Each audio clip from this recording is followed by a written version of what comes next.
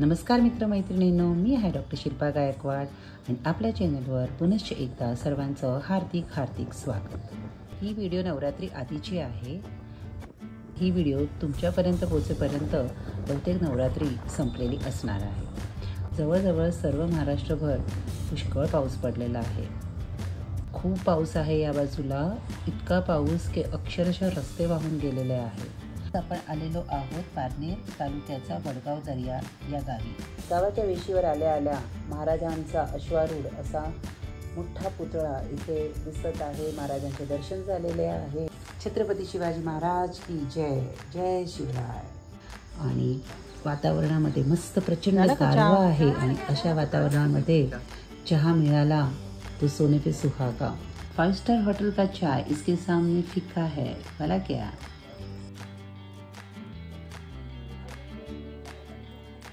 काय ते भाजी मस्त होती, भाजी खूप सुंदर होती। अच्छा, कशा गार बिया आहेत ना, त्या काढायच्या फक्त, बिया काढायच्या। अच्छा, ढोबळी मिरची सारखी करायची काय? हां, किती भारी आहे।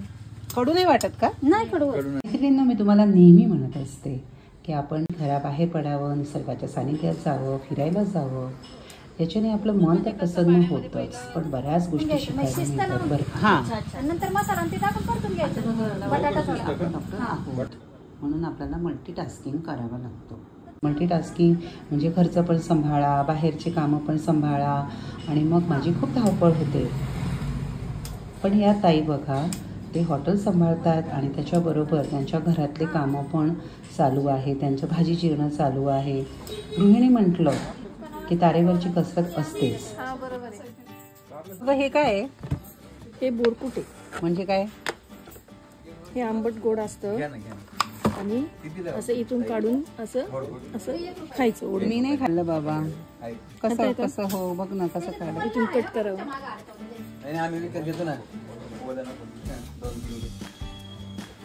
मग त्याच्यात काय असतं? बोराची पावडर आणि मीठ असतं।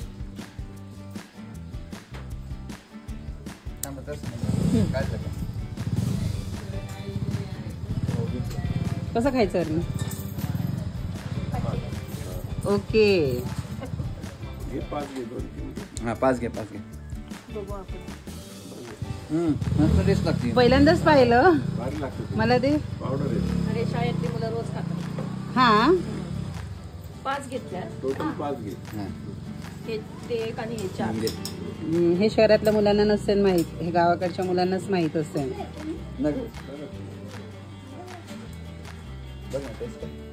चला आता आपण हे याला काय म्हणतात? बोरकूट घेतलेलं आहे।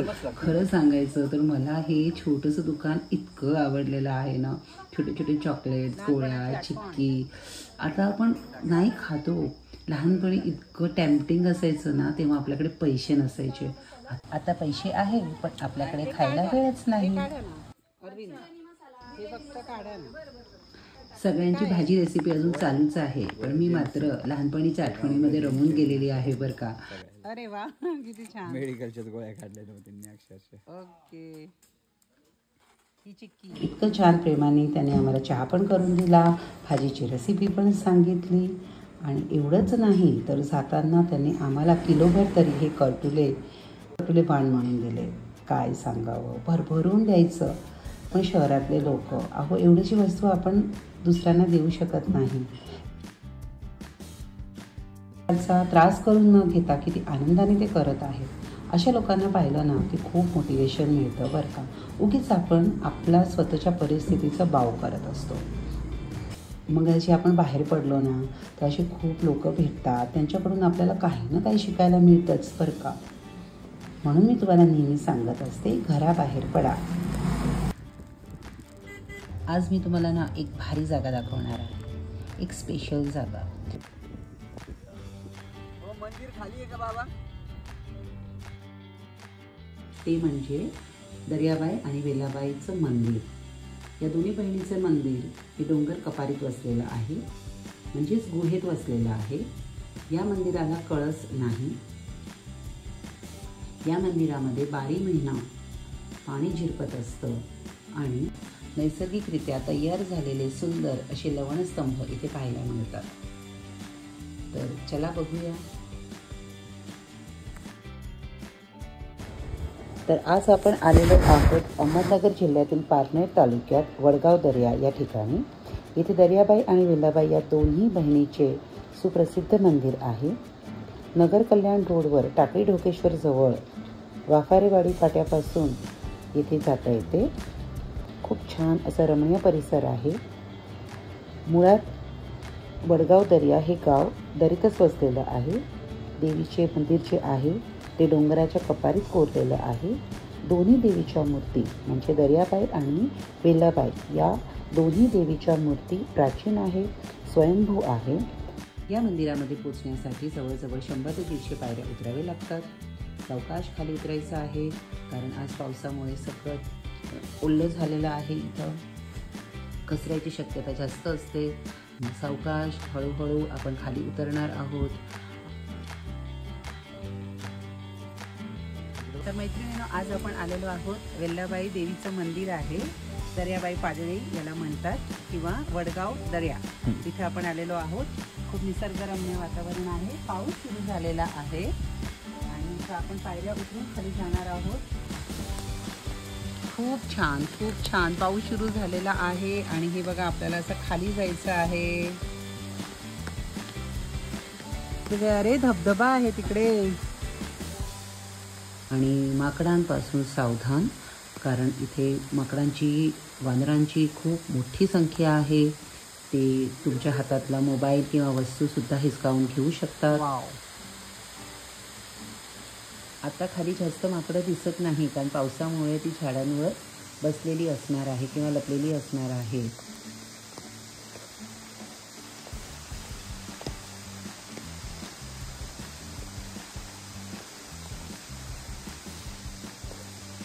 इथे डोंगरामध्ये गुहा कपार तयार झालेली आहे. मस्त आहे ना, खूप छान आहे. जाणतो मॅडम, मी घेते.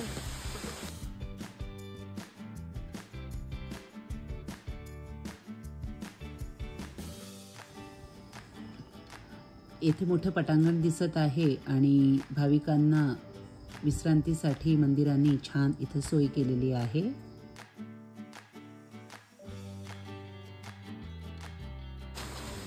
तर चला आता आपण मंदिराच्या आत जाऊया.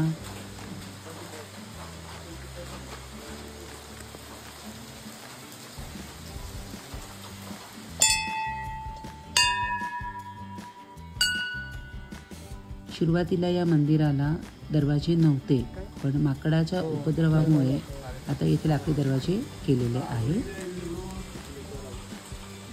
मंदिरात प्रवेश केलेला आहे. मंदिराच्या आत जाताच येथे देवीची तांदळाकृती मूर्ती आहे. गुहेमध्ये सतत पाणी झिरपत आहे. हे बघा खाली पाणी.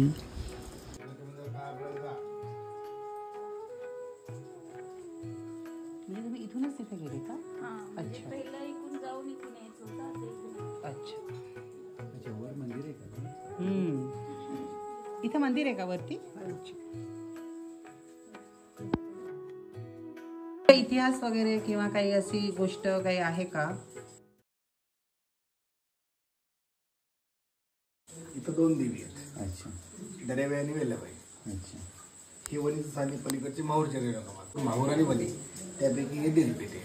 या देवी शेजारी परशुराम आहे. पार्वती इथं 2 नंबरला महादेवाची पिंडी आहे. पलीकडे वेल्लाबाई, तिच्या शेजारी परशुराम आणि आज 4 नंबरला भैरवनाथ आणि जोगेश्वरी अशी एकाच मंदिरात 8 देवता आहेत. अच्छा. ह्या मंदिरात वैशिष्ट्य दुसरं म्हणजे ह्या मंदिराला कळस नाही, गाभार नाही, फाउंडेशन नाही.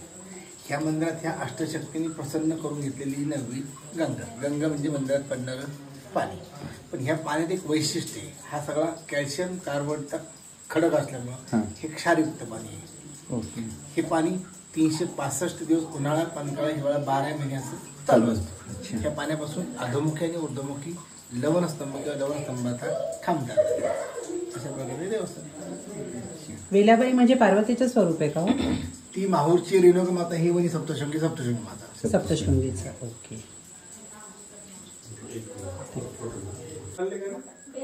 महादेवा देवीच्या शेजारीच महादेवाचं पिंड आहे. उजव्या बाजूला वेलाबाईचं मंदिर आहे. परशुराम पण आहे, महादेव पण आहे आणि सप्तशृंगी आणि रेणुका माता असं. नॅचरल तयार हो.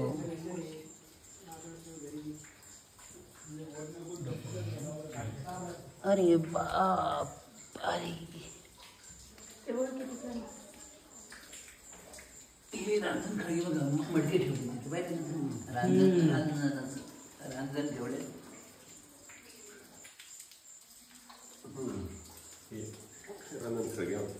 अच्छा,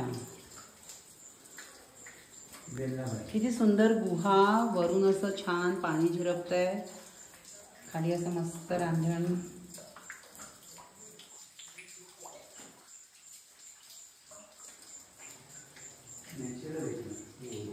आपण असं कधी येणार ना गुहेमध्ये? इथं भैरवनाथ आहे.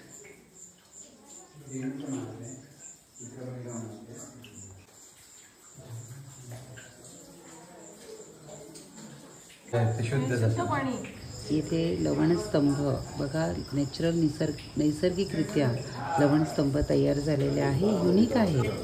महाराष्ट्राचा कोणताही मंदिरामध्ये असे लवणस्तंभ असेल असं मला वाटत नाही. ही या मंदिराची वैशिष्ट्यता आहे.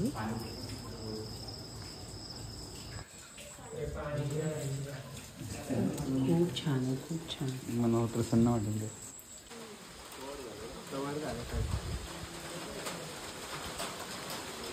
तुम्ही बसताय?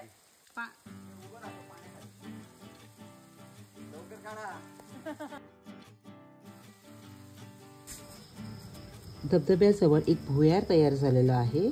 या भुयारात 1 किलोमीटरपर्यंत सर्व प्राणी संचार करतात. 1958 मध्ये हे भुयार दगडमातीने बुजवलं गेलं, परंतु अद्याप 150 फूटपर्यंत गुहा आहे. मंदिराच्या परिसरात सीताफळ, चिंच, जांभळ, करंजी, आंबा, बाभूळ, वड, पिंपळ अनेक झाड आहे. हा परिसर निसर्गाने नसलेला आहे. पायच निघत नाही, इतकं सुंदर निसर्ग आहे.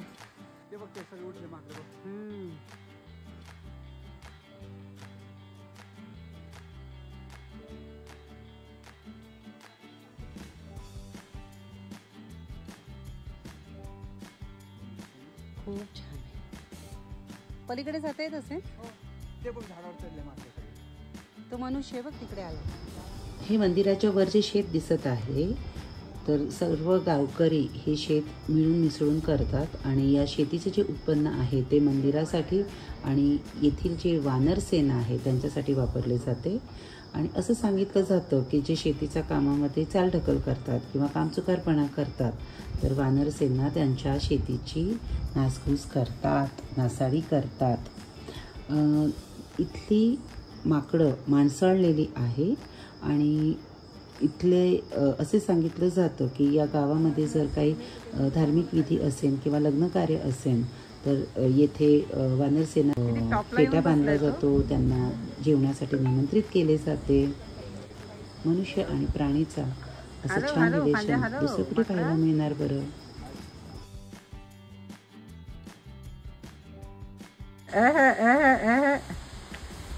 ते का हलवतात फ्रुट्स पाडायला?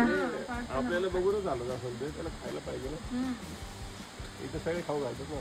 खाली किती ढिगभर खाऊ आहे त्यांना. इथं पण आले, इथं खाली पण फांदी हल्ली आहे बघ. हा, इथं पण आले एक माता. त्यांना दिसलं असेल आपण. काहीतरी देतील आपल्याला. ये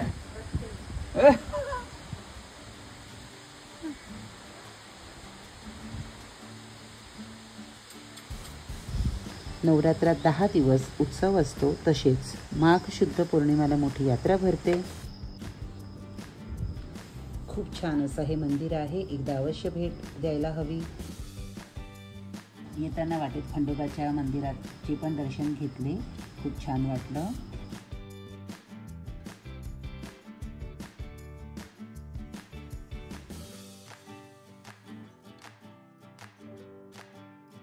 कुणी कुणी या मंदिराचे दर्शन केलेले आहे कॉमेंटमध्ये नक्की सांगावं. ही व्हिडिओ कशी वाटली ती सुद्धा सांगा.